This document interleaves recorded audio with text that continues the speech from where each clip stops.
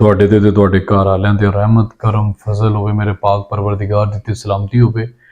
ਪੰਜਾਬੀ ਜ਼ੁਬਾਨ ਬੋਲਣ ਵਾਲੇ ਟੋਟਲ ਲੋਕ 15 ਕਰੋੜ 40 ਲੱਖ ਨੇ, ਜਿਨ੍ਹਾਂ ਚੋਂ 8 ਕਰੋੜ 50 ਲੱਖ ਲੋਕ ਸਿਰਫ ਔਰ ਸਿਰਫ ਪਾਕਿਸਤਾਨ ਦੇ ਵਿੱਚੋਂ ਨੇ। ਤੇ ਮਜ਼ੇ ਦੀ ਗੱਲ ਇਹ ਆ ਕਿ ਪੰਜਾਬੀ ਦੀ ਜੜ ਤੇ ਪੰਜਾਬੀ ਦਾ ਮੁੱਢ ਕਿੱਥੋਂ ਨਿਕਲਿਆ ਹੀ, ਸਾਡੀ ਮਾਂ ਬੋਲੀ ਜੰਮੀ ਕਿੱਥੋਂ ਹੀ, ਜਨਮੀ ਕਿੱਥੋਂ ਹੀ, ਸ਼ੁਰੂ ਕਿੱਥੋਂ ਹੀ, ਇਹ ਬਹੁਤ ਘੱਟ ਲੋਕਾਂ ਨੂੰ ਪਤਾ। ਤੇ ਇਸੇ ਲਈ ਘੱਟੋ ਘੱਟ ਸਾਨੂੰ ਸਾਡੀ ਮਾਂ ਦਾ ਤਾਂ ਪਤਾ ਹੋਣਾ ਚਾਹੀਦਾ, ਨਾ ਸਿਰਫ ਇਮਤਿਹਾਨੀ ਨੁਕਤਾ ਨਜ਼ਰ ਨਾਲ ਬਲਕਿ ਸਮਾਜੀ ਨੁਕਤਾ ਨਜ਼ਰ ਨਾਲ ਵੀ, ਸਮਾਜੀ ਮਾਮਲਾਤ ਨੂੰ ਵੀ ਮੱਦੇਨਜ਼ਰ ਰੱਖਦੇ ਹੋਇਆ ਹਰ ਬੰਦੇ ਨੂੰ ਪਤਾ ਹੋਣਾ ਚਾਹੀਦਾ ਵੀ ਮਾਂ ਬੋਲੀ ਨਿਕਲੀ ਕਿੱਥੋਂ ਹੈ। ਖੈਰ ਜੀ, ਇਹਦੇ ਬਾਰੇ ਦੋ ਪਰਸਪੈਕਟਿਵ ਨੇ। ਇੱਕ ਪਰਸਪੈਕਟਿਵ ਹੈ ਨੌਨ ਮੁਸਲਮਾਨ ਦਾ ਤੇ ਇੱਕ ਪਰਸਪੈਕਟਿਵ ਹੈ ਉਹ ਜਿਹੜੇ ਸਾਡੇ ਪੰਜਾਬੀ ਦੇ ਸੋਝਵਾਨ ਤੇ ਜ਼ਬਾਨਾਂ ਦੇ ਜਿਹੜੇ ਹੈਗੇ ਨੇ ਬੋਝਵਾਨ, ਉਹ ਮੁਸਲਮਾਨ ਨੇ। ਅਸੀਂ ਦੋਵਾਂ ਨੂੰ ਹੀ ਵੇਖਣ ਦੀ ਕੋਸ਼ਿਸ਼ ਕਰਨੇ ਆ। ਫਿਰ ਅਸੀਂ ਕੁਝ ਸਟੈਟਸ, ਫੈਕਟਸ, ਫਿਗਰਸ ਵੇਖਾਂਗੇ, ਕੁਝ ਕੈਲਕੂਲੇਸ਼ਨਸ ਵੇਖਾਂਗੇ। ਫਿਰ ਅਸੀਂ ਵੇਖਾਂਗੇ ਕਿ ਪੰਜਾਬੀ ਦੇ ਵਿੱਚ ਕਿਹੜੀਆਂ ਜ਼ਬਾਨਾਂ ਦੇ ਅਲਫਾਜ਼ ਨੇ ਤੇ ਪੰਜਾਬੀ ਬੋਲਣ ਵਾਲੇ ਲੋਕ ਰਹਿੰਦੇ ਕਿੱਥੇ ਨੇ, ਜਿਹੜਾ ਕਿ ਤੁਹਾਡੇ ਅੱਗੇ ਤੱਕ ਸਕਰੀਨ ਤੇ ਆਣ ਡਿਆ ਮੈਪ ਪੁਰਾਣਾ ਤੋਂ ਰੱਖ ਕੇ ਅੱਜ ਤੱਕ। ਫਿਰ ਅਸੀਂ ਹੋਰ ਬਾਕੀ ਗੱਲਾਂ ਡੀਕੋਡ ਕਰਕੇ ਤੇ ਐਂਡ ਤੇ ਕਨਕਲੂਜਨ ਕੱਢਾਂਗੇ, ਸਾਨੂੰ ਪਤਾ ਲੱਗੇਗਾ ਵੀ ਨਿਕਲੀ ਕਿੱਥੋਂ ਹੈ। ਠੀਕ ਹੈ ਜੀ, ਇਹ ਰੋਡ ਮੈਪ ਸੀ। ਮੈਂ ਸਮਝਾ ਦਿਆਂ ਸਾਬਾਂ ਨੂੰ। ਇੱਕ ਬਾਬਾ ਬੁੱਧ ਸਿੰਘ ਹੈ ਜੀ, ਇਹ ਨਾ ਇੱਕ ਬੋਝਵਾਨ ਹੈ, ਇੱਕ ਦਾਨਾ ਹੈ ਇੰਟਰਨੈਸ਼ਨਲ ਜ਼ਬਾਨਾਂ ਦਾ, ਖਾਸ ਕਰਕੇ ਪੰਜਾਬੀ ਦਾ। ਇਹਨੇ ਕਿਤਾਬ ਲਿਖੀ ਹੀ ਪ੍ਰੇਮ ਕਹਾਣੀ, ਤੇ ਕਿਤਾਬ ਵੀ ਅਬਾਊਟ ਲੈਂਗੁਏजेस ਸੀ, particularly about Punjabi language.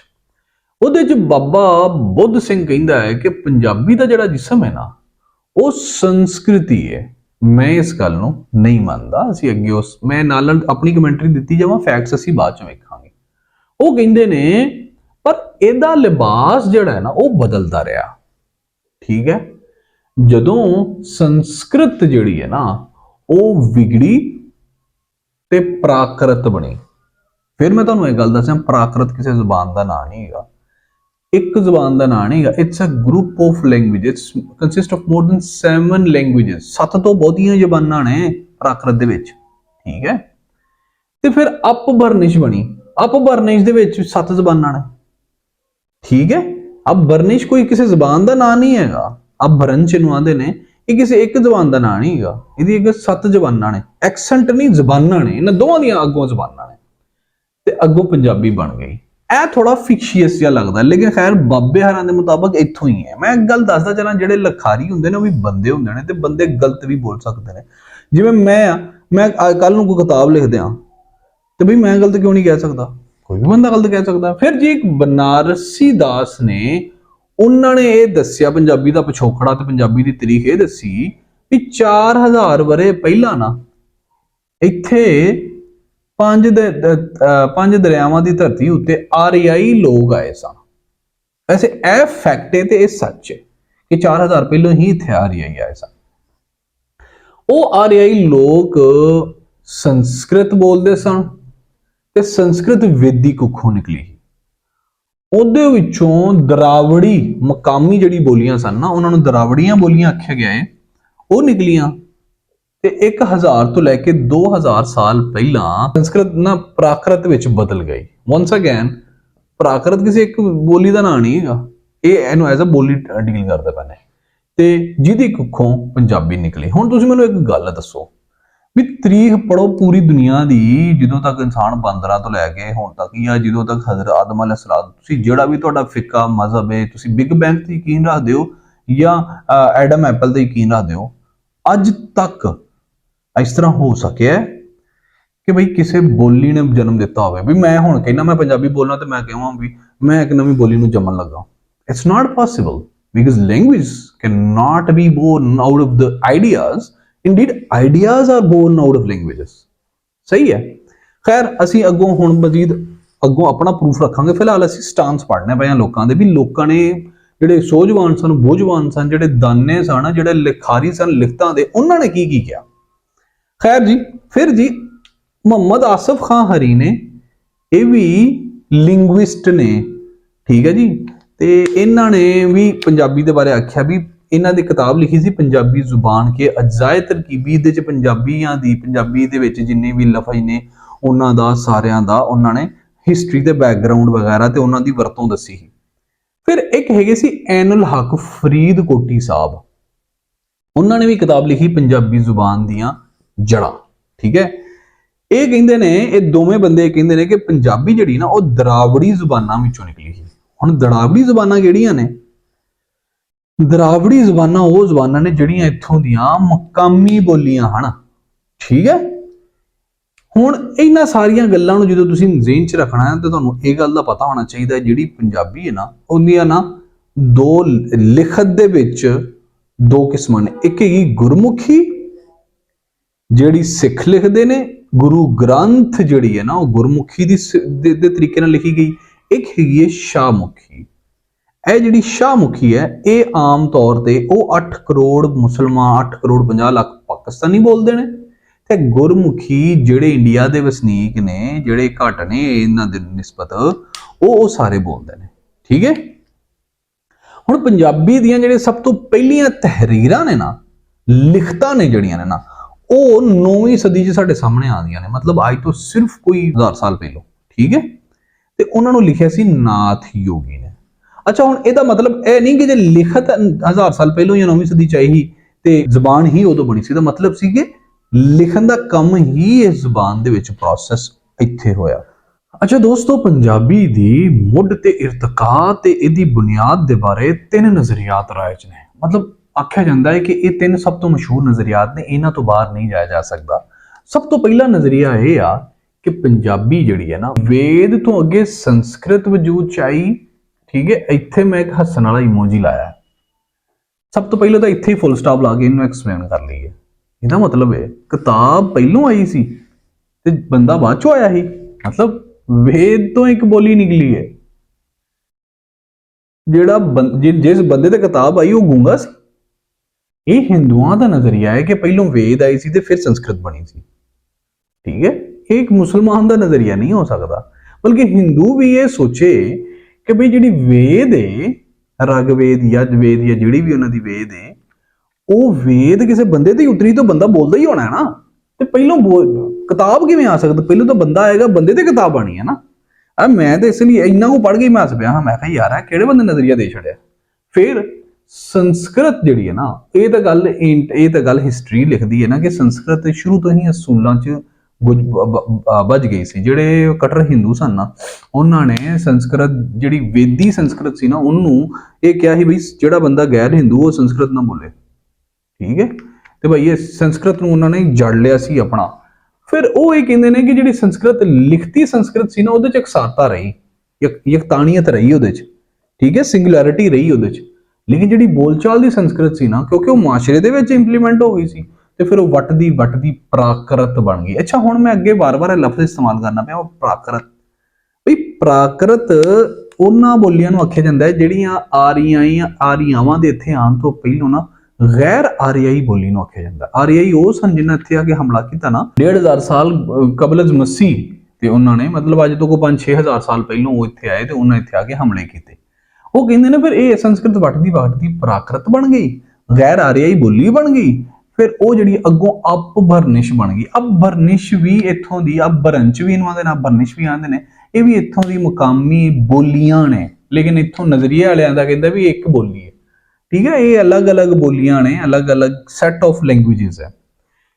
Hind ਅਜੋਕੀਆਂ ਬੋਲੀਆਂ ਬਣੀਆਂ ਤੇ ਜਿਨ੍ਹਾਂ ਦੇ ਵਿੱਚੋਂ ਇੱਥੋਂ ਪੰਜਾਬੀ, ਸਿੰਧੀ, ਬਲੋਚੀ ਤੇ ਬੰਗਾਲੀ ਬਣੀ। ਠੀਕ ਹੈ, ਮਤਲਬ ਟੋਟਲ ਇਹਨਾਂ ਸਾਰੀਆਂ ਦਾ ਜਿਹੜਾ ਨਾ ਮੁੱਢ ਉਹ ਵੇਦ ਹੈ। ਠੀਕ ਹੈ, ਤੇ ਵੇਦ ਪਹਿਲੋਂ ਆਈ ਤੇ ਬੰਦਾ ਬਾਅਦ ਚੋਂ ਆਇਆ। ਇਹ ਲਤੀਫਾ ਹੈ। ਅੱਗੋਂ ਦੂਜਾ ਨਜ਼ਰੀਆ ਇਹ ਕਹਿੰਦਾ ਹੈ ਕਿ ਹਿੰਦ ਆਰੀਆਈ ਜਿਹੜੀਆਂ ਬੋਲੀਆਂ ਨੇ ਨਾ, ਇਹ ਸਿੱਧੀਆਂ ਵੇਦੀ ਕੁੱਖੋਂ ਜੰਮੀਆਂ। ਮਤਲਬ ਇਹ ਜਿਹੜੀ ਸਿੰਧੀ, ਬਲੋਚੀ, ਬੰਗਾਲੀ, ਪੰਜਾਬੀ, ਸਰਾਇਕੀ, ਵਲੈਤੀ, ਜੋ ਮਰਜ਼ੀ ਹੈ ਨਾ, ਇਹ ਸਾਰੀਆਂ ਸਿੱਧੀਆਂ ਵੇਦੀ ਕੁੱਖੋਂ ਆਈਆਂ ਨੇ। ਇਹ ਕੀ ਨਜ਼ਰੀਆ ਯਾਰ? ਮਤਲਬ ਇਹ ਵੀ। ਤੀਜਾ ਨਜ਼ਰੀਆ ਕਹਿੰਦਾ ਕਿ ਪੰਜਾਬੀ ਇੱਕ ਗੈਰ ਆਰੀਆਈ ਜ਼ੁਬਾਨ ਹੈ। ਆਰੀਆਈ ਉਹ ਲੋਕ ਸਨ ਜਿਨ੍ਹਾਂ ਨੇ ਪੰਜਾਬ ਦੇ ਵਿੱਚ ਜ਼ੁਬਾਨਾਂ ਦਾ ਮੁੱਢ ਬੰਨਿਆ, ਤੇ ਜਿਨ੍ਹਾਂ ਲੋਕਾਂ ਨੂੰ ਆਰੀਆਈਆਂ ਨੇ ਆ ਕੇ ਫਤਹ ਕੀਤਾ ਸੀ ਉਹ ਗੂੰਗੇ ਸਨ। ਜ਼ਾਹਰ ਜੀ ਗੱਲ ਹੈ, ਉਹ ਗੂੰਗੇ ਨਹੀਂ ਸਨ। ਉਹ ਲੋਕ ਇੱਥੋਂ ਦੇ ਸਨ, ਉਹ ਲੋਕ ਵਸਨੀਕ ਸਨ ਇੱਥੋਂ ਦੇ, ਤੇ ਉਹ ਲੋਕ ਵੀ ਬੋਲਦੇ ਸਨ, ਉਹਨਾਂ ਦੇ ਮੂੰਹ 'ਚ ਜ਼ੁਬਾਨ ਸੀ ਤੇ ਉਹ ਗੱਲਾਂ ਬਾਤਾਂ ਕਰਦੇ ਹਨ। ਇਹਦਾ ਮਤਲਬ ਹੈ ਵੀ ਜਿਹੜੇ ਆਰੀਆਈ ਸਨ ਨਾ, ਉਹਨਾਂ ਦੇ ਆਉਣ ਤੋਂ ਪਹਿਲੋਂ ਵੀ ਇੱਥੇ ਵੱਸੋਂ ਸੀ ਤੇ ਉਹ ਵੱਸੋਂ ਦੇ ਵਿੱਚ ਲੋਕ ਬੋਲਦੇ ਵੀ ਸਨ, ਲੇਕਿਨ ਉਹ ਵੱਸੋਂ ਦੀ ਕੋਈ ਲਿਖਤ ਸਾਡੇ ਕੋਲ ਨਹੀਂ ਹੈਗੀ। ਠੀਕ ਹੈ। ਹੁਣ ਜਿਹੜੀਆਂ ਮੋਹਿੰਜੋ ਦੜੋ ਤੇ ਹੜੱਪਾ ਦੇ ਵਿੱਚ ਜਿਹੜੇ ਆਸਾਰ ਮਿਲੇ ਨੇ, ਇਹਦਾ ਮਤਲਬ ਹੈ ਵੀ ਆਰੀਆਵਾਂ ਦੇ ਆਉਣ ਤੋਂ ਪਹਿਲੋਂ ਵੀ ਇੱਥੇ ਦੁਨੀਆ ਵਸਦੀ ਸੀ ਤੇ ਉਹ ਦੁਨੀਆ ਦੀ ਇੱਕ ਤਹਿਜ਼ੀਬ ਸੀ, ਸਕਾਫਤ ਸੀ, ਕਲਚਰ ਸੀ, ਜ਼ੁਬਾਨ ਸੀ, ਰਹਿਣ ਸਹਿਣ ਸੀ, ਸਭ ਕੁਝ। ਅੱਛਾ ਵੇਲੀਓ, ਜਿੰਨੇ ਵੀ ਸੋਝਵਾਨ ਜਾਂ ਬੋਝਵਾਨ ਸਨ ਜਿਨ੍ਹਾਂ ਨੇ ਇਹ ਕਿਹਾ ਹੀ ਕਿ ਪੰਜਾਬੀ ਦਰਾਵੜੀ ਤੇ ਸੰਸਕ੍ਰਿਤ ਤੇ ਰਗਵੇਦ ਵਗੈਰਾ ਚੋਂ ਨਿਕਲੀ ਹੈ, ਤੇ ਉਹਨਾਂ ਦਾ ਇਹ ਕਲੇਮ ਸੀ ਕਿ ਬਈ ਪੰਜਾਬੀ ਦੇ ਅਲਫਾਜ਼, ਉਹਨਾਂ ਦੇ ਅਲਫਾਜ਼ ਵੀ ਪੰਜਾਬੀ ਚ ਨੇ, ਯਾਨੀ ਕਿ ਦਰਾਵੜੀ ਲਗਾ ਲਓ। ਦਰਾਵੜੀ ਜਿਹੜੀ ਹੈ ਨਾ, ਉਹ ਇੱਥੇ ਕਹਿੰਦੀ ਹੈ ਕਿ ਵਲਾ, ਇਹ ਪੰਜਾਬੀ ਦੇ ਵਿੱਚ ਲਫ਼ਜ਼ ਹੈਗਾ ਵਲਣਾ, ਕਿਸੇ ਸ਼ੈ ਨੂੰ ਇਨਸਰਕਲ ਕਰਨਾ। ਦਰਾਵੜੀ ਦੇ ਵਿੱਚ ਮਤ, ਪੰਜਾਬੀ ਦੇ ਵਿੱਚ ਉਹੀ ਮਤ ਹੈ। ਦਰਾਵੜੀ ਦੇ ਵਿੱਚ ਜਿਹੜਾ ਲਫ਼ਜ਼ ਮੂਰਖ ਹੈ, ਪੰਜਾਬੀ ਦੇ ਵਿੱਚ ਵੀ ਉਹੀ ਮੂਰਖ ਹੈ। ਪੇਟੀ ਜਿਹੜਾ ਦਰਾਵੜੀ ਦੇ ਵਿੱਚ ਹੈ, ਪੰਜਾਬੀ ਦੇ ਵਿੱਚ ਵੀ ਉਹੀ ਪੇਟੀ ਹੈ। ਕੰਡ ਜਿਹੜਾ ਦਰਾਵੜੀ ਦੇ ਵਿੱਚ ਹੈ, ਜਿਹੜੀ ਕੰਡ ਬੈਕ ਹੁੰਦੀ ਹੈ, ਉਹੀ ਕੰਡ ਪੰਜਾਬੀ ਦੇ ਵਿੱਚ ਹੈ। ਚਾਟੀ ਜਿਹੜੀ ਦਰਾਵੜੀ ਦੇ ਵਿੱਚ ਉਹੀ ਚਾਟੀ, ਉਹੀ ਲਫ਼ਜ਼ ਜਿਹੜਾ ਪੰਜਾਬੀ ਦੇ ਵਿੱਚ, ਸਿਰਫ ਲਿਖਣ 'ਚ ਦਰਾਵੜੀ ਪੰਜਾਬੀ 'ਚ ਫਰਕ ਹੈ। ਲੂਣ ਜਿਹੜਾ ਦਰਾਵੜੀ ਦੇ ਵਿੱਚ ਹੈ, ਉਹੀ ਲੂਣ ਪੰਜਾਬੀ ਦੇ ਵਿੱਚ ਹੈ, ਮਤਲਬ ਐਕਸੈਂਟ ਸੇਮ ਹੈ। ਠੀਕ ਹੈ। ਇਹ ਕਹਿੰਦੇ ਨੇ ਇਸੇ ਲਈ ਪੰਜਾਬੀ ਦਰਾਵੜੀ 'ਚੋਂ ਨਿਕਲੀ ਹੈ। ਗੱਲ ਮੰਨਣ 'ਚ ਵੀ ਆਉਂਦੀ ਵੀ ਵੇਖੋ ਜੇ ਲਫ਼ਜ਼, ਇੱਕ ਜ਼ੁਬਾਨ ਪੁਰਾਣੀ ਹੈ ਤੇ ਇੱਕ ਜ਼ੁਬਾਨ ਨਵੀਂ ਹੈ। ਠੀਕ ਹੈ।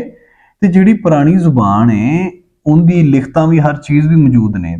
ਇਹਦਾ ਮਤਲਬ ਇਹ ਜੇ ਇਹ ਲਫ਼ਜ਼ ਰਲਦੇ ਨੇ ਤੇ ਕੋਈ ਨਾ ਕੋਈ ਸੰਬੰਧ ਤਾਂ ਹੈਗਾ, ਲੇਕਿਨ ਇਹ ਕਲੇਮ ਇਹ ਕਰਦੇ ਨੇ ਕਿ ਇਹ ਇਹਦੇ 'ਚੋਂ ਨਿਕਲੀ ਹੈ। ਇਹਨੂੰ ਅੱਗੇ ਪ੍ਰੂਫਾਂ ਨਾਲ ਵੇਖਾਂਗੇ। ਸੰਸਕ੍ਰਿਤ ਦਾ ਵੇਖ ਲੈਂਦੇ ਹਾਂ। ਆਂਦੇ ਨੇ ਸੰਸਕ੍ਰਿਤ ਵੇਦ ਦੀ ਕੁੱਖੋਂ ਜੰਮੀ ਆ। ਯੂੰ ਪੰਜਾਬੀ ਜਿਹਨੂੰ ਕਹਿੰਦੇ ਨੇ ਜੂੰ ਟਾਈਮ ਲੰਘਦਾ ਗਿਆ, ਉਹਨੂੰ ਸੰਸਕ੍ਰਿਤ 'ਚ ਮਤਲਬ ਯੂੰ ਕਹਿੰਦੇ ਨੇ। ਠੀਕ ਹੈ। ਨੱਕ ਜਾਂ ਨਾਸ ਪੰਜਾਬੀ 'ਚ ਕਹਿੰਦੇ ਨੇ ਤੇ ਸੰਸਕ੍ਰਿਤ 'ਚ ਉਹਨੂੰ ਕਹਿੰਦੇ ਨੇ ਨਾਸਕਾ। ਜਾਂਗੀਆ ਜਿਹੜਾ ਕੱਛਾ ਪਾਈਦਾ, ਉਹਨੂੰ ਸੰਸਕ੍ਰਿਤ ਕਹਿੰਦੇ ਨੇ ਜਾਂਗ। ਕੰਨ ਨੂੰ ਜਿਹੜੇ ਨੇ ਨਾ ਕੰਨ, ਇਹਨਾਂ ਨੂੰ ਸੰਸਕ੍ਰਿਤ 'ਚ ਕਹਿੰਦੇ ਨੇ ਕਰਿੰਡ। ਤੇ ਕਣਕ ਨੂੰ, ਜਿਹੜਾ ਕਣਕ ਖਾਣ ਵਾਲੀ ਹੁੰਦੀ ਹੈ ਰੋਟੀ, ਉਹਨੂੰ ਸੰਸਕ੍ਰਿਤ 'ਚ ਜਿਹੜਾ ਨਾ ਕੰਕਰ ਕਹਿੰਦੇ ਨੇ। ਇਹਦਾ ਮਤਲਬ ਉਹ ਲੋਕ ਇਹ ਲੈਂਦੇ ਨੇ, ਹਿੰਦੂ ਖਾਸ ਕਰਕੇ ਸਾਡੇ ਵੀਰ ਜਿਹੜੇ, ਉਹ ਇਹ ਲੈਂਦੇ ਨੇ ਕਿ ਬਈ ਪੰਜਾਬੀ ਸੰਸਕ੍ਰਿਤ 'ਚੋਂ ਨਿਕਲੀ ਹੈ। ਠੀਕ ਹੈ ਬਈ। ਲੇਕਿਨ ਹੁਣ ਯੂਨਾਨੀਆਂ ਨੂੰ ਵੀ ਇਹੀ ਕਹਿਣਾ ਚਾਹੀਦਾ ਹੈ ਬਈ ਜਿਹੜੀ ਯੂਨਾਨੀ ਹੈ ਨਾ, ਉਹ ਪੰਜਾਬੀ ਉਹ ਯੂਨਾਨੀਆਂ 'ਚੋਂ ਨਿਕਲੀ। ਲੌਜਿਕ ਇਹ ਆ ਕਿ ਇੰਨੇ ਕੋਈ ਅਲਫਾਜ਼ ਤਾਂ ਯੂਨਾਨੀ ਦੇ ਵਿੱਚ ਨੇ। ਕਾਨੂੰਨ ਪੰਜਾਬੀ। ਠੀਕ ਹੈ। ਥਰਿਆਕ ਜਿਹੜਾ ਹਰ ਸ਼ੈ ਨੂੰ ਬਚਾਉਂਦਾ ਹੈ, ਯੂਨਾਨੀ 'ਚ ਥਰਿਆਕ ਹੁੰਦਾ ਹੈ ਤੇ ਪੰਜਾਬੀ 'ਚੋਂ ਤਰਿਆਕ ਹੁੰਦਾ ਹੈ। ਜਿਹੜਾ ਪੰਜਾਬੀ ਦੇ ਯੂਨਾਨੀ ਦੇ ਵਿੱਚ ਸੂਫੀ ਹੁੰਦਾ ਹੈ ਨਾ, ਸੂਫੋ ਹੁੰਦਾ ਹੈ, ਉਹ ਜਿਹੜਾ ਹੈ ਨਾ, ਉਹ ਪੰਜਾਬੀ ਦੇ ਵਿੱਚ ਸੂਫੀ ਹੁੰਦਾ। ਯੂਨਾਨੀ ਦੇ ਵਿੱਚ ਲਫ਼ਜ਼ ਹੁੰਦਾ ਹੈ ਫਲਗਮ, ਪੰਜਾਬੀ 'ਚੋਂ ਲਫ਼ਜ਼ ਹੁੰਦਾ ਹੈ ਬਲਗਮ। ਯੂਨਾਨੀ ਦੇ ਵਿੱਚ ਲਫ਼ਜ਼ ਹੁੰਦਾ ਅਮਰਤੂ, ਤੇ ਪੰਜਾਬੀ 'ਚੋਂ ਲਫ਼ਜ਼ ਹੁੰਦਾ ਹੈ ਅੰਮ੍ਰਿਤ, ਜ਼ਿੰਦਾ ਰਹਿਣਾ। ਦੇਕਾ ਲਫ਼ਜ਼ ਹੁੰਦਾ ਹੈ ਯੂਨਾਨੀ ਦੇ ਵਿੱਚ ਤੇ ਪੰਜਾਬੀ ਦੇ ਵਿੱਚ ਉਹਨੂੰ ਧਾਗਾ ਕਹਿੰਦੇ ਨੇ। ਸਪਤ ਇੱਕ ਲਫ਼ਜ਼ ਹੁੰਦਾ ਹੈ ਤੇ ਉਹਨੂੰ ਪੰਜਾਬੀ 'ਚ ਸੱਤ ਕਹਿੰਦੇ ਨੇ। ਹੁਣ ਯੂਨਾਨੀਆਂ ਦਾ ਵੀ ਇਹੀ ਕਲੇਮ ਬਣਦਾ ਹੈ ਕਿ ਬਈ ਅਸੀਂ ਪੰਜਾਬੀ ਜਿਹੜੀ ਨਾ ਯੂਨਾਨੀ 'ਚੋਂ ਨਿਕਲੀ ਹੈ, ਯੂਨਾਨੀ ਜ਼ੁਬਾਨ 'ਚ, ਕਿਉਂਕਿ ਯੂਨਾਨੀ ਆਏ ਵੀ ਸਨ। ਇਹ ਵੀ ਸਾਨੂੰ ਪਤਾ ਹੈ ਕਿ ਯੂਨਾਨੀ ਇੱਥੇ ਆਉਂਦੇ ਰਹੇ ਨੇ, ਯੂਨਾਨੀਆਂ ਨੇ ਹਮਲੇ ਕੀਤੇ, ਯੂਨਾਨੀ ਇੱਥੇ ਹੁਕਮਰਾਨੀ ਕਰਕੇ ਗਏ ਨੇ, ਯੂਨਾਨੀ ਇੱਥੇ ਜਗ੍ਹਾ ਫਤਿਹ ਕਰਕੇ ਗਏ ਨੇ। ਸੋ ਇਸ ਹਿਸਾਬ ਨਾਲ ਤਾਂ ਫਿਰ ਯੂਨਾਨੀਆਂ ਨੂੰ ਵੀ ਇਹੀ ਕਲੇਮ ਕਰਨਾ ਚਾਹੀਦਾ ਵੀ ਪੰਜਾਬੀ ਦਾ ਯੂਨਾਨੀ 'ਚੋਂ ਨਿਕਲੀ ਹੈ। ਬਿਲਕੁਲ ਇੱਥੇ ਗੱਲ ਨਹੀਂ ਮੁੱਕਦੀ, ਗੱਲ ਅੱਗੇ ਵੀ ਜਾਂਦੀ ਹੈ। ਇੱਕ ਲਫ਼ਜ਼ ਹੈਗਾ ਤਸਬੀਹ, ਅਰਬੀ ਦਾ ਲਫ਼ਜ਼ ਹੈ, ਤੇ ਤਸਬੀਹ ਪੰਜਾਬੀ ਦਾ ਲਫ਼ਜ਼ ਹੈ। ਇੰਝ ਹੀ ਅਰਬੀ ਦੇ ਵਿੱਚੋਂ ਹਜ਼ਾਰਾਂ ਲਫ਼ਜ਼ ਜਿਹੜੇ ਨੇ ਨਾ ਅਰਬੀ ਦੇ, ਉਹ ਪੰਜਾਬੀ ਨਾਲ ਮੈਚ ਰੱਖਦੇ ਨੇ। ਤੇ ਇਹਦਾ ਮਤਲਬ ਇਹ ਆ ਕਿ ਵੀ ਪੰਜਾਬੀ ਅਰਬੀ 'ਚੋਂ ਨਿਕਲੀ ਹੈ। ਇਸ ਤਰ੍ਹਾਂ ਹੀ ਫਾਰਸੀ ਦੇ ਸਭ ਤੋਂ ਬਹੁਤ ਅਲਫਾਜ਼ ਪੰਜਾਬੀ 'ਚ ਨੇ। ਸਾਨੂੰ ਪਰਸ਼ੀਅਨ ਲੋਕ ਇਹ ਆਖਣ ਵੀ ਜਿਹੜੀ ਪੰਜਾਬੀ ਉਹ ਪਰਸ਼ੀਅਨ 'ਚੋਂ ਨਿਕਲੀ ਹੈ। ਮੇਰਾ ਨਹੀਂ ਖਿਆਲ ਕਿ ਜ਼ੁਬਾਨ 'ਚੋਂ ਨਿਕਲ ਸਕਦੀ ਹੈ। ਮੇਰਾ ਖਿਆਲ ਇਹ ਹੈ ਕਿ ਜ਼ੁਬਾਨ ਜਜ਼ਬਿਆਂ 'ਚੋਂ ਨਿਕਲਦੀ ਹੈ, ਜ਼ੁਬਾਨ ਮੰਗਾਂ 'ਚੋਂ ਨਿਕਲਦੀ, ਖਾਹਿਸ਼ਾਂ 'ਚ ਨਿਕਲਦੀ ਹੈ। ਵੇ ਆਫ ਐਕਸਪ੍ਰੈਸ਼ਨ ਹੁੰਦਾ ਹੈ ਜ਼ੁਬਾਨ, ਉਹ ਕਿਤੋਂ ਧਾਰੀ ਨਹੀਂ ਲਈ ਜਾ ਸਕਦੀ। ਬੋਲੀਆਂ ਦਾ ਮਾੜਾ ਜਿਹਾ ਅਸੀਂ ਇਰਤਕਾ ਵੇਖ ਲਈਏ, ਕਿਉਂਕਿ ਇਹ ਵੇਖਣਾ ਲਾਜ਼ਮੀ ਹੈ, ਕਿਉਂਕਿ ਜਿੱਥੋਂ ਤੱਕ ਰੂਟਸ ਲਿਖੀ ਪੜੀ ਬੋਲੀ ਦੀਆਂ ਅਸੀਂ ਕੱਢ ਸਕਦੇ ਹਾਂ ਕੱਢਾਂਗੇ, ਉਸ ਤੋਂ ਬਾਅਦ ਅਸੀਂ ਇਨਸਾਨੀ ਹਿਸਟਰੀ ਨੂੰ ਕੈਲਕੂਲੇਟ ਕਰਾਂਗੇ, ਫਿਰ ਸਾਨੂੰ ਸਮਝ ਆਏਗੀ ਕਿ ਹੋਇਆ ਕੀ ਸੀ। ਠੀਕ ਹੈ। ਇਰਤਕਾ ਜਾਂ ਐਵੋਲੂਸ਼ਨ ਜਿਹੜਾ ਬੋਲੀਆਂ ਦਾ, ਇਸ ਤਰ੍ਹਾਂ ਸੀ ਕਿ ਆਰੀਆਈ ਲੋਕ, ਲਿਖੀਆਂ ਪੜੀਆਂ ਜਿਹੜੀ ਸਾਡੇ ਕੋਲ ਆਉਂਦੀਆਂ, ਜਿਹੜੀਆਂ ਪੰਜਾਬੀ ਨਾਲ ਅਟੈਚ ਨੇ, ਆਰੀਆਈ ਲੋਕ ਆਏ ਸੀ 1500 ਕਬਲ ਮਸੀਹ। ਠੀਕ ਹੈ। ਤੇ ਹਜ਼ਰਤ ਮਸੀਹ ਨੂੰ ਗਏ ਨੂੰ, ਯਾਨੀ ਕਿ 2500 ਸਾਲ 3500 ਸਾਲ ਪੁਰਾਣੀ ਗੱਲ ਇਹ ਆ ਕਿ ਆਰੀਆਈ ਲੋਕ ਇੱਥੇ ਆਣੇ ਸ਼ੁਰੂ ਹੋਏ। ਉਹਨਾਂ ਨੇ ਇੱਥੋਂ ਦੇ ਵਸੈਨਿਕ ਜਿਹੜੇ ਸਨ ਨਾ, ਵਸਨੀਕ ਸਨ ਜਾਂ ਵਸੈਨਿਕ, ਉਹਨਾਂ ਨੂੰ ਸ਼ਿਕਸਤ ਦੇ ਕੇ ਇੱਥੋਂ ਦੇ ਹਾਕਮ ਬਣ ਗਏ। ਇੱਥੋਂ ਦੇ ਮਾਤੜ ਸਿੱਧੇ ਸਾਧੂ ਮਾਤੜ ਜਿਹੇ ਲੋਕ ਸਨ। ਆਰੀਆਈ ਲੋਕਾਂ ਨੇ ਨਾ ਇੱਥੋਂ ਉਹਨਾਂ ਦੀ ਜਿਹੜੀ ਜ਼ੁਬਾਨ ਸੀ ਉਹ ਆਰੀਆਈ ਸੀ, ਠੀਕ ਹੈ। ਤੇ ਜਿਹੜੀਆਂ ਇੱਥੋਂ ਦੀਆਂ ਅਵਾਮੀ ਬੋਲੀਆਂ ਸਨ ਨਾ, ਉਹਨਾਂ ਨੇ ਪ੍ਰਾਕ੍ਰਿਤ ਦਾ ਨਾਂ ਦੇ ਦਿੱਤਾ। ਐਨੂਲ ਹੱਕ ਫਰੀਦੀ ਸਾਹਿਬ ਇੱਥੇ ਲਿਖਦੇ ਨੇ ਕਿ ਇਹਨਾਂ ਪ੍ਰਾਕ੍ਰਿਤਾਂ ਤੋਂ ਹੀ ਜਿਹੜਾ ਹੈ ਨਾ ਸਿੰਧੀ ਪੰਜਾਬੀ ਜ਼ਬਾਨਾਂ ਦੀਆਂ ਜੜ੍ਹਾਂ ਮਿੱਥੀਆਂ ਜਾ ਸਕਦੀਆਂ ਨੇ, ਕਿਉਂਕਿ ਅਸੀਂ ਕਿਸੇ ਵੀ ਗੈਰ ਆਰੀਆਈ ਕਿਸੇ ਵੀ ਐਕਸਟਰਨਲ ਬੰਦੇ ਨੂੰ ਤੋਂ ਆਪਣੀ ਇੱਥੋਂ ਦੀ ਜਿਹੜੀ ਲੋਕਲ ਜ਼ੁਬਾਨ ਹੈ ਨਾ ਉਹਦਾ ਮੁੱਢ ਨਹੀਂ ਬਣ ਸਕਦੇ, ਨਾ ਉਹਦਾ ਮੁੱਢ ਲੱਭ ਸਕਦੇ ਆ, ਠੀਕ ਹੈ। ਤੇ ਉਹਨਾਂ ਨੇ ਸੱਟਾ ਕੱਢਿਆ ਕਿ ਇਹ ਜਿਹੜੀਆਂ ਦਰਾਵੜੀ ਕਬੀਲਿਆਂ ਦੀਆਂ ਜ਼ੁਬਾਨਾਂ ਨੇ ਨਾ, ਇਹ ਹੀ ਦਰਅਸਲ ਪੰਜਾਬੀ ਦੇ ਨਾਲ ਕਿਤੇ ਨਾ ਕਿਤੇ ਤਾਲੁਕ ਰੱਖਦੀਆਂ ਨੇ। ਇਹ ਨਹੀਂ ਕਿ ਪੰਜਾਬੀ ਇਹਨਾਂ ਚੋਂ ਫੁੱਟਦੀ ਹੈ, ਬੋਲਿਆ ਪੰਜਾਬੀ ਨਾਲ ਕਿਤੇ ਨਾ ਕਿਤੇ ਤਾਲੁਕ ਰੱਖਦੀਆਂ, ਕਿਉਂਕਿ ਵਾਵਾ ਸਾਰੀ ਗ੍ਰਾਮਰ ਤੇ ਇਹਨਾਂ ਦੇ ਨਹੂ ਇੱਕ ਦੂਸਰੇ ਦੇ ਨਾਲ ਰਲਦੇ ਨੇ। ਪ੍ਰਾਕ੍ਰਿਤ ਤੇ ਸੰਸਕ੍ਰਿਤ ਨਾਲ ਨਹੀਂ ਰਲਦੇ, ਸੰਸਕ੍ਰਿਤ ਨਾਲ ਤੇ ਆਰੀਆਈ ਜ਼ਬਾਨਾਂ ਨਾਲ ਨਹੀਂ ਰਲਦੇ। ਇਹ ਪ੍ਰਾਕ੍ਰਿਤ ਤੇ ਜਿਹੜੀਆਂ ਨਾ ਉਹ ਇੱਥੋਂ ਦੀ ਜਿਹੜੀਆਂ ਬਾਕੀ ਲੋਕਲ ਜ਼ੁਬਾਨਾਂ ਸੀ ਨਾ, ਪ੍ਰਾਕ੍ਰਿਤਾਂ ਵਗੈਰਾ, ਉਹਨਾਂ ਨਾਲ ਤੇ ਦਰਾਵੜੀ ਕਬੀਲੇ ਜਿਹੜੇ ਜ਼ੁਬਾਨਾਂ ਸੀ ਉਹਨਾਂ ਨਾਲ ਸਾਡਾ ਨਹੂ ਤੇ ਹੋਰ ਚੀਜ਼ਾਂ ਰਲਦੀਆਂ ਨੇ, ਠੀਕ ਹੈ ਜੀ। ਅੱਛਾ, ਤੁਹਾਨੂੰ ਇੰਪੋਰਟੈਂਟ ਗੱਲ ਦੱਸਾਂ, ਆਰੀਆਈ ਆਏ ਇੱਕ ਸਾਈਡ ਤੋਂ ਆਏ, ਠੀਕ ਹੈ। ਉਹ ਅੱਗੋਂ ਫਤਹ ਕਰਦੇ ਜਿਹੜੇ ਇੱਥੋਂ ਦੇ ਲੋਕਲ ਲੋਕ ਸਨ ਨਾ, ਉਹਨਾਂ ਨੂੰ ਇੱਥੋਂ ਕੱਢ ਦਿੱਤਾ। ਕਿਵੇਂ ਕੱਢਿਆ? ਪਹਿਲੀ ਕਿਤਾਬ ਜਿਹੜੀ ਰਗਵੇਦ ਹੈ ਨਾ, ਉਹ ਸਿੰਧ ਦੇ ਵਿੱਚ ਲਿਖੀ ਗਈ 1000 ਕਬਲ ਮਸੀਹ ਦੇ ਵਿੱਚ ਤੇ ਕਰੀਬ, ਠੀਕ ਹੈ। ਜਿਹੜਾ ਸਾਡੇ ਕੋਲ ਜਿਹੜੇ ਸਕ੍ਰਿਪਚਰ ਸਾਡੇ ਕੋਲ ਹੋਣ, ਉਹ ਜਿਹੜੀ ਸਾਡੇ ਕੋਲ ਪਾਈਆਂ ਜਾਂਦੀਆਂ ਨੇ। ਫਿਰ ਯਜੁਰਵੇਦ ਲਿਖੀ ਗਈ, ਫਿਰ ਅਥਰਵੇਦ ਲਿਖੀ ਗਈ ਹਿੰਦੂ ਮਤ ਜਿਹਦੀ ਤੋਂ ਸੰਸਕ੍ਰਿਤ ਅੱਗੋਂ ਨਿਕਲੀ ਨਾ। ਤੁਹਾਨੂੰ ਪਤਾ ਹੈ ਅਥਰਵੇਦ ਜਿਹੜੀ ਲਿਖੀ ਗਈ ਸੀ ਉਹ 400 ਕਬਲ ਮਸੀਹ 'ਚ ਲਿਖੀ ਗਈ ਸੀ ਤੇ ਉਹ ਜਮਨਾ ਤੇ ਲਿਖੀ ਗਈ ਸੀ। ਇਹਦੇ ਤੋਂ ਕੀ ਮੁਰਾਦ ਹੈ? ਇਹ ਸਿੰਧ ਤੇ ਇੱਥੇ ਜਮਨਾ ਹੈ। ਇਹਦੇ ਤੋਂ ਮੁਰਾਦ ਇਹ ਆ, ਇਹਦੇ ਤੋਂ ਦੋ ਚੀਜ਼ਾਂ ਮੁਰਾਦ ਲਈਆਂ ਜਾ ਸਕਦੀਆਂ।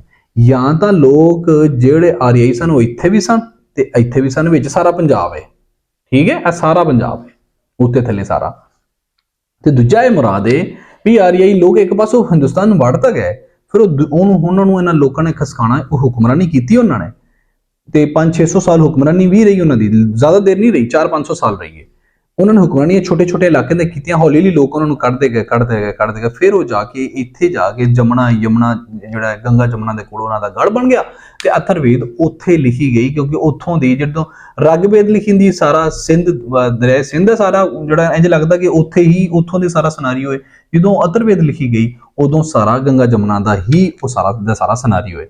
ਆਰੀਆਈ ਲੋਕ ਜਿਹੜੇ ਸਨ ਨਾ, ਉਹ ਕਹਿੰਦੇ ਸਨ ਵੀ ਜਿਹੜੀ ਸਾਡੀ ਵੇਦਾਂ ਨੇ, ਜਿਹੜੀਆਂ ਸਾਡੀਆਂ ਬੋਲੀਆਂ ਨੇ, ਉਹ ਸ਼ਾਇਸਤਾ ਨੇ, ਉਹ ਦਿਓਬਾਨੀ ਨੇ, ਤੇ ਤੁਹਾਡੀਆਂ ਜਿਹੜੀਆਂ ਪ੍ਰਾਕ੍ਰਿਤਾਂ ਨੇ ਉਹ ਨਾਗਬਾਨੀ ਨੇ, ਉਹ ਗੰਦੀਆਂ ਨੇ, ਉਹ ਸ਼ੈਤਾਨੀ ਜ਼ੁਬਾਨਾਂ ਨੇ। ਤੁਸੀਂ ਲੋਕ ਗੰਦੇ ਲੋਕ ਹੋ ਤੇ ਅਸੀਂ ਲੋਕ ਚੰਗੇ ਤੇ ਕਾਮਯਾਬ ਲੋਕ ਆ।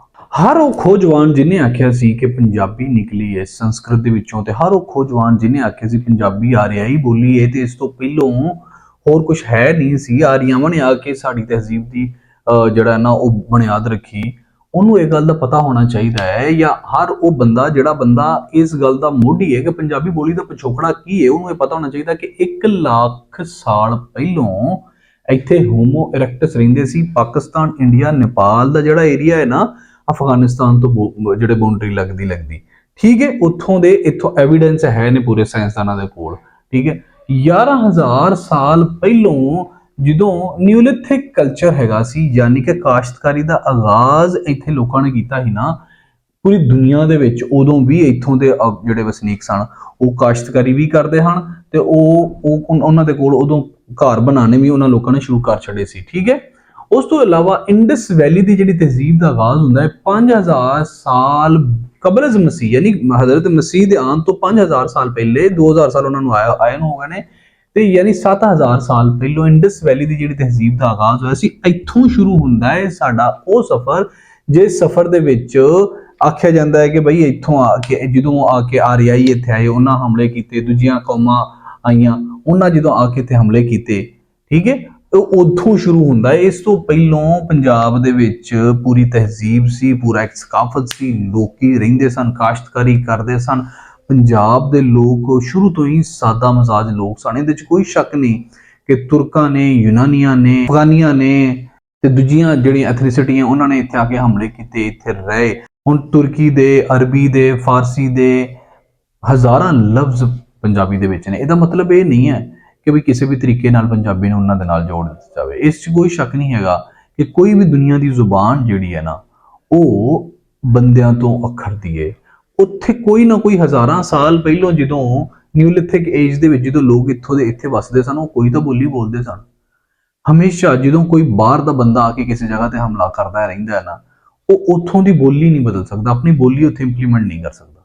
ਉਹ ਸਿਰਫ ਇਹ ਕਰ ਸਕਦਾ ਕਿ ਆਪਣੀ ਬੋਲੀ ਦੇ ਅਲਫਾਜ਼, ਕਿਉਂਕਿ ਬਹੁਤੇ ਲੋਕ ਤਾਂ ਉਹ ਹੁੰਦੇ ਨੇ ਜਿਹੜੇ ਉੱਥੇ ਰਹਿੰਦੇ ਹੁੰਦੇ ਨੇ, ਉਹ ਆਪਣੀ ਬੋਲੀ ਦੇ ਅਲਫਾਜ਼ ਉਸ ਤਹਿਜ਼ੀਬ, ਕਲਚਰ, ਸਕਾਫਤ ਦੇ ਵਿੱਚ ਮਰਜ ਕਰ ਦੇਵੇ। ਅੱਜ ਤੱਕ ਤਾਰੀਖ ਦੇ ਵਿੱਚ ਇੱਕ ਵੀ ਮਿਸਾਲ ਇਸ ਤਰ੍ਹਾਂ ਦੀ ਨਹੀਂ ਹੈਗੀ ਜਿੱਥੇ ਆਪਣੀ ਬੋਲੀ, ਉੱਥੋਂ ਦੀ ਬੋਲੀ ਨੂੰ ਜੜ ਤੋਂ ਮਿਟਾ ਦਿੱਤਾ ਜਾਵੇ ਤੇ ਨਵੀਂ ਬੋਲੀ ਉੱਥੇ ਲਾਗੂ ਕਰਤੀ ਜਾਵੇ। ਇਸ ਤਰ੍ਹਾਂ ਨਹੀਂ ਹੁੰਦਾ। ਹਮੇਸ਼ਾ ਕਲਚਰ ਤੋਂ ਅੱਗੇ ਕਲਚਰ ਡਿਵੈਲਪ ਹੁੰਦਾ ਹੈ। ਕਿਸੇ ਵੀ ਕਲਚਰ ਨੂੰ ਖਤਮ ਜੇ ਕਰਨਾ ਹੋਵੇ ਤਾਂ ਉਹਨੂੰ ਸਦੀਆਂ ਲੱਗਦੀਆਂ ਨੇ, ਠੀਕ ਹੈ, ਫਿਰ ਵੀ ਉਹ ਕਲਚਰ ਆਪਣੇ ਨਿਸ਼ਾਨ ਛੱਡ ਜਾਂਦਾ ਹੈ। ਪੰਜਾਬੀ ਮਿਸਾਲ ਹੈ, ਪੰਜਾਬੀ ਮੋਢੇ ਤੇ ਬਾਕੀ ਜਿਹੜੇ ਪ੍ਰਾਕ੍ਰਿਤਾਂ ਤੇ ਆਰੀਆਈ ਤੇ ਸੰਸਕ੍ਰਿਤਾਂ, ਇਹ ਉਸ ਤੋਂ ਬਾਅਦ ਉਹਦੀਆਂ ਜੜ੍ਹਾਂ ਨੇ, ਨਾ ਕਿ ਸੰਸਕ੍ਰਿਤ ਜਿਹੜਾ ਦਰਖਤ ਤੇ ਪੰਜਾਬੀ ਉਹਦੀ ਜੜ ਹੈ।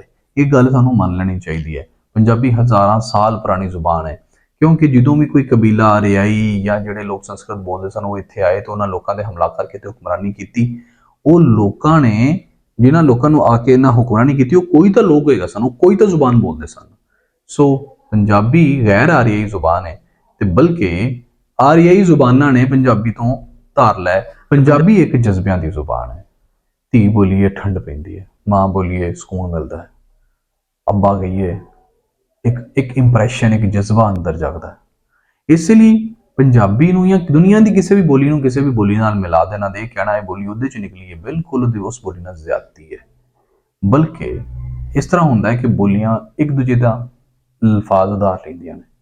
ਤੇ ਮੇਰਾ ਖਿਆਲ ਇਹ ਆ ਕਿ ਪੰਜਾਬੀ ਉਦੋਂ ਦੀ ਹੈ ਜਦੋਂ ਦਾ ਇੱਥੋਂ ਦੇ ਲੋਕ ਇੱਥੇ ਵਸਦੇ ਨੇ, ਜਿੱਥੇ ਅਸੀਂ ਰਹਿਣ ਰਹੇ ਹਾਂ, ਤੇ ਉਦੋਂ ਦੀ ਹੈ ਜਦੋਂ ਦਾ ਇਨਸਾਨੀ ਜਜ਼ਬੇ ਬਣੇ ਨੇ।